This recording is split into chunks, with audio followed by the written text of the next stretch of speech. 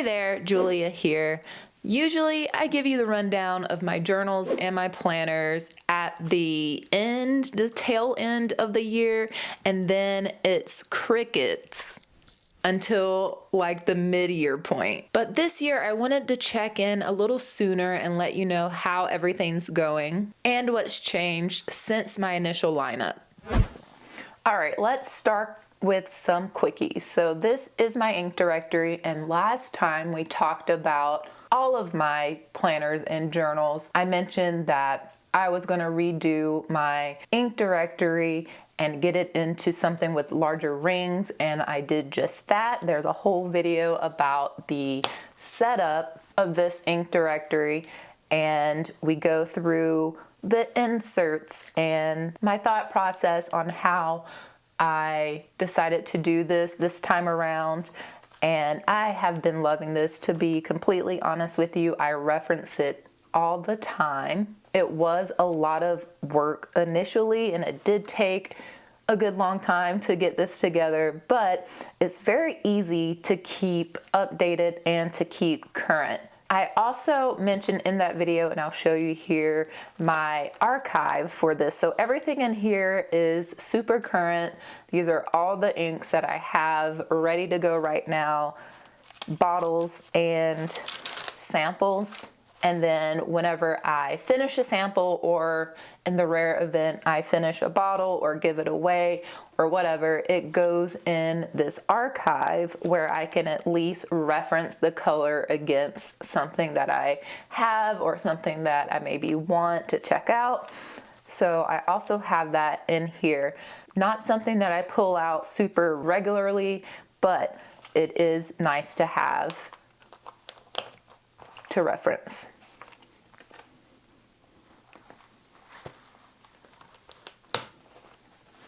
Okay, let's talk about my ink journal next. This is the journal that you see probably the most on the channel. This is where I keep my currently inked spreads and my mid-month check-ins and any ink swaps or happy mail or just musings about grinds and new releases and things like that. So it is a chronological documentation of the pen and ink hobby for me as the year goes on. I'm not sure if it will last all year. This journal is by Leela Journals, and this is where I am right now. You can kind of see where I am, and you know, we are in April, and I don't know. I am being a little bit conservative on paper, so I don't know if it's gonna last me all year. If it doesn't, I feel okay with that, and mostly because, surprisingly, I have not been loving the paper for this purpose. So this is Tomoe River paper. I'm so happy that Leela Journals offers Tomoe River paper with her lovely notebooks. I mean, this is hands down the most beautiful ink journal that I've had, and I do love Tomoe River paper when it's acting right for writing, for planning, for things like that. But for this case, where I am doing a lot of swatching, I'm usually doing it on camera, and I'm sure you guys don't want to see like stuff like this with swatches on top because you want to see the colors of the inks. I want to see the colors of the inks. And so it's not working as great for the ink journal. There is some ghosting. The paper warping is just out of control. Like, look at that. And I'm really not doing the most. I don't use a lot of ink whenever I do swatch, I feel like. Sometimes I just do little squares of paper, of different types of paper to put on here. There just shouldn't be as much warping. I really don't want this much warping for my ink journal. So that is the issue that I'm having with this. Otherwise, the ink properties look beautiful. And I do really feel like Goldilocks when it comes to this ink journal thing, because I was complaining last year that with Cosmo Air Light, I didn't like the drag of the paper and how it was dulling the inks, but the paper was thicker and I didn't get as much warping. So gonna be workshopping something else in between and possibly blank, because what I could do, I don't do a lot of long form writing in the ink journal. So I feel like I could keep it straight or have like a backer sheet or something for the writing sections. But I think I want blank because there is mostly swatches happening in here. So that is my rant update about the ink journal. Let's talk about my Pen Show Passport Traveler's notebooks. So I'm just starting to be prepped to use this, and I've only done like a little cover for pen shows and then this little cover, and then I need to get going for the Chicago pen show and all the other pen shows. I'm just going to keep in here. I am a little nervous about the smaller size, but at the same time, I feel like it's going to be more manageable to have at shows, to pull out, to keep in a pocket, to keep in a front pocket of a bag. So I still have high hopes here, but I have not put it to practice yet. In here, I will be keeping pen show wish lists, a little bit of journaling about the shows, some stickers that I get at shows, photos, just kind of like a memory keeping slash planner. It's kind of both. It's kind of interesting. It's a both thing where I am planning in here for pen shows, but I'm also memory keeping. So next up is my Commonplace Journal, and I am happy to report that I've picked this up this year. So I have been using it. I know that it kind of went on a little hiatus for a little bit and I wasn't really using it, but as I said, I really want this to be a thing. So as far as what I've been putting in it, I've been taking more nail courses. Well, I just finished one on e-filing, and so I have fun little notes and drawings on nails and the different e-file bits. I also have some reminders in here of how to operate our hot tub and like maintenance things. So I have referenced this a couple of times, and I'm just glad that I've been able to put it to more use this year so far. Okay, let's talk about my TN cover that is a little loose. I need to tighten this bad boy up. But in here I have my reading journal, and I will give you an update on that. So this has been so much lower pressure and just a lighter load overall. I need to still do a little cover page here. And I must say, I am enjoying it this way. This setup is like perfect for fitting in the overall system. It doesn't feel like a whole thing once I finish a book. It feels more like a quick recap, some closure, and I'm just gonna keep trucking in this until I fill it up, and if I feel like getting more decorative, then I can, but otherwise we're good. I did finish a book literally last night that I need to add in here, but it won't be a big thing, you know? So I've been really enjoying that. And then also in here is my life journal, which I've also been doing pretty good in here.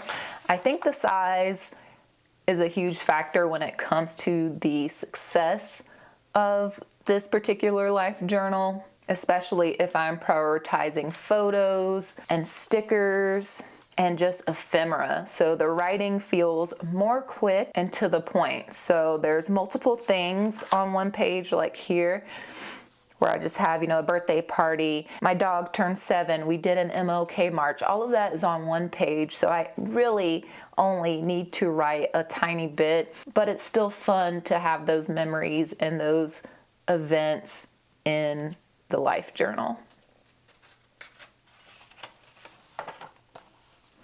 And I feel like maybe I haven't been in here as much as in past years, just because of a daily practice that I've picked up, which I'll show you in a little bit. But this is just looking really fun. Still get to utilize tip-ins and things like that. So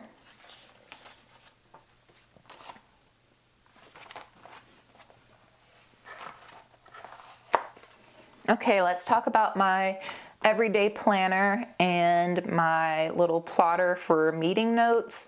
So the plotter for meeting notes is working out well. As expected, I write any meeting notes in here, and then I transfer any relevant information to a Notion database I have for our business. And then once that's in there, I rip the page out, and it's basically a new notebook, mostly on a weekly basis, sometimes on a bi-weekly basis, but it's very easy to know if I need to transfer things over or not, because if there's stuff in here, it needs to get transferred. If there's nothing in here, then we're good. So this has been working out great. It's a lovely size. It fits in my purse. So if I happen to be on the go, I can just pop this in here as well and still have it in one piece here. So been loving that. But let's talk about the planner. So this is the Common Planner B6 Compact Full Year Horizontal, because I am a horizontal girly, and this is my first year actually using a Common Planner as my main planner, and my first year using a planner that has the monthly and the weekly separated in chunks. And coming from that bullet journal background, I'm used to things being batched together. So I typically like my monthly and then my 4 weeklies that go with that month and then the next monthly. So as expected, I have been having issues flipping back and forth. So let's say we're on this week and I want to get to the March monthly to check on available dates and things. I have to flip back here. As you can see, I have some paper clips and things to try to get me from the future log to the monthly to the weekly pretty quickly. But still, there is some friction when it comes to getting from weekly to monthly to future log. I thought that was going to happen, and that is indeed the case. That is the most inconvenient part of this planner for me. It's a little bit of a barrier, as well as not having, I don't know, there's something about having a monthly theme, and I've still been trying to make that happen on these monthly pages, and then still transferring that theme into the weekly spreads. But I don't know, there's something that my brain isn't liking about this being separated. And so with that, I haven't been sharing this as much online as I usually do. It doesn't feel as creative. But it's interesting though, because the creativity that I usually reserve for my planner feels kind of dispersed into these other things, which I guess is fine overall. Like, I'm still being creative in my life journal, in my ink journal, in my Hobonichi, which I'll show you that whole deal here in a little bit, but it's just interesting. And then with the weekly spread, I'm still trying to figure out this, like the daily task section. There's been a few different ways that I've been trying to break up the pages here. I definitely struggled with it at first. I tried to do the Alistair method, which is fine. And I feel like I've landed on this for right now. So I've been using these little campus foldable notes, like sticky notes.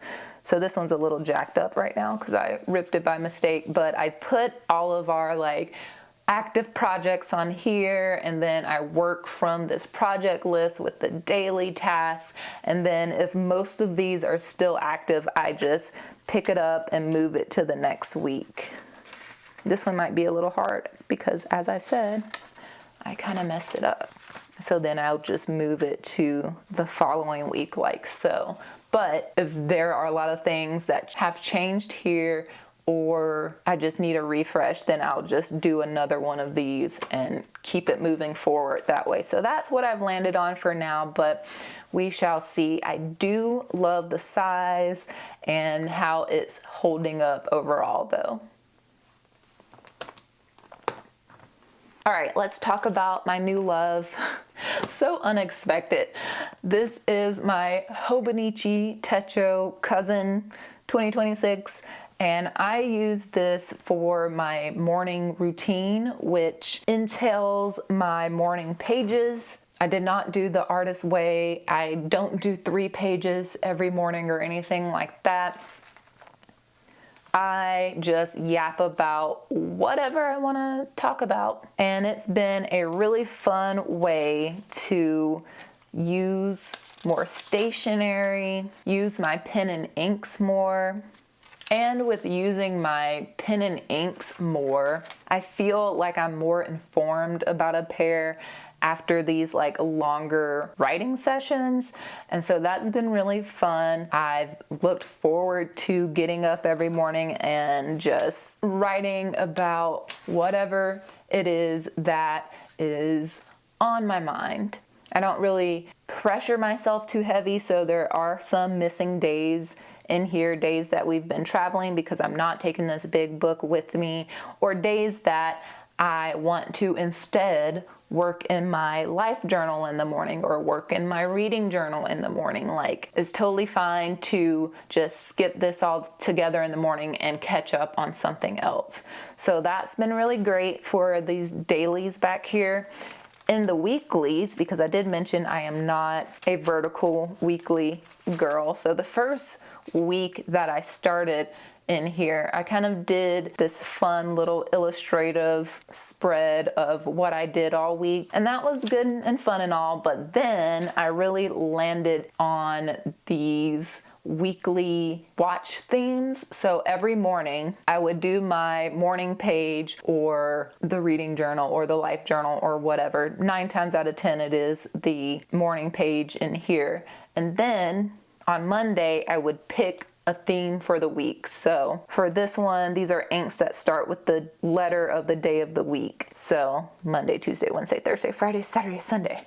And so I would do a swatch and then just a writing sample of the ink. And so the writing samples, you can look closely if you want to. They don't make any sense because as I'm doing the writing sample, I will turn on a YouTube video. I will turn on a live stream. If Brad from Pen Addict is live, I will turn on something and I'm just writing words that I hear. I'm really listening to the video. I'm really listening to whatever it is that I have on, but I'm also getting that writing sample down. So here I had a letter randomizer, have single word ink names. This one is inks from around the world. This was a week that we were traveling, so I don't have one, which is totally fine. This was a rainbow week. Custom ink mixes, green inks leading up to St. Patty's Day. Inks that are not in a box, so just ones that I threw the box away or just don't have boxes. And then some sheeny. Oh my god, this looks so cool. Some sheening inks. So I've just been having lots of fun with the swatch weeklies. So once I do the morning page and then I do my inky swatch for the day, then if I feel like I have time or if I'm up to it before starting work, I will get on the Doodle app.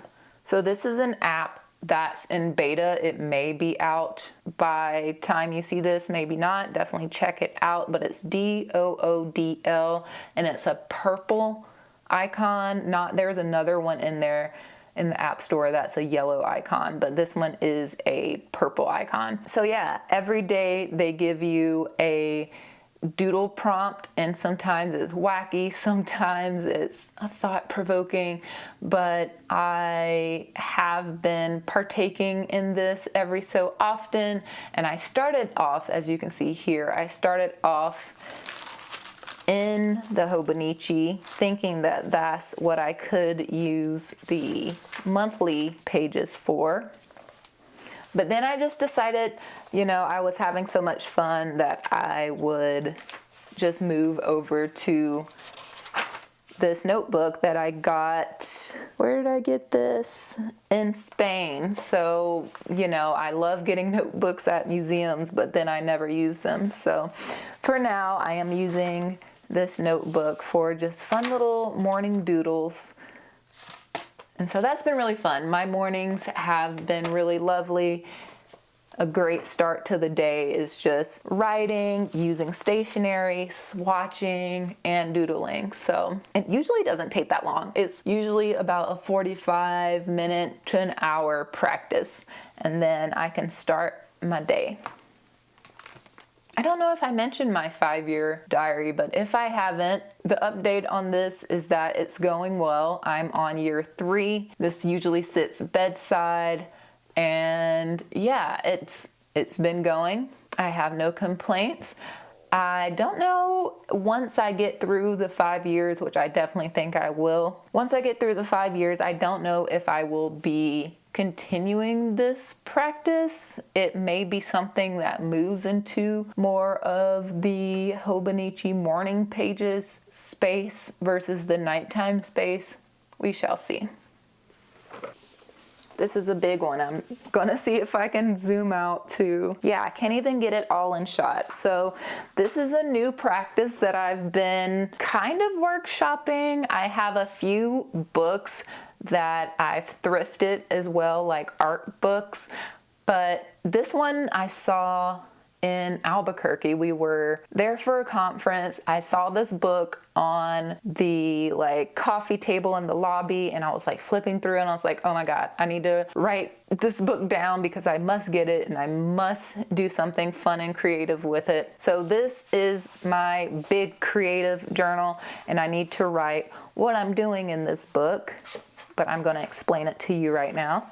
So this is definitely an art book of a bunch of pictures. So yeah, I am just having a good time with this when I feel like I just want to do some cozy journaling, maybe some ink swatches here, and just use some stationery, maybe do some writing. I'm just going to decorate these pages, and so this one I've started, and I just need to figure out what I want to write here. But I just thought that this would be a cozy time. I may film some of it and hang out with the channel members, and we'll have a good time just getting cozy and doing more exploration with this in the future. But look at how cool. Let's see if I can get it in there. Wow, how cool these pages are. So the possibilities, look at their big elephant. The possibilities are endless. So I definitely want to do some ink matches, oh, gorgeous. And I just think, with tip-ins and with ephemera and with things that, things that match the pages, this just could be a really fun, creative practice.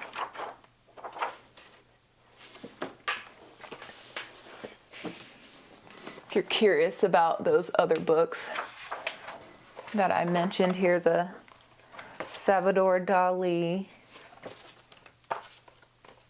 Be really fun to work in here. There's lots of open space. And with that other one, the paper is not fountain pen friendly, so it is going to take some pasting in of fountain pen friendly paper and using ephemera and using things on top of the page. So just another fun way to exercise that creative muscle.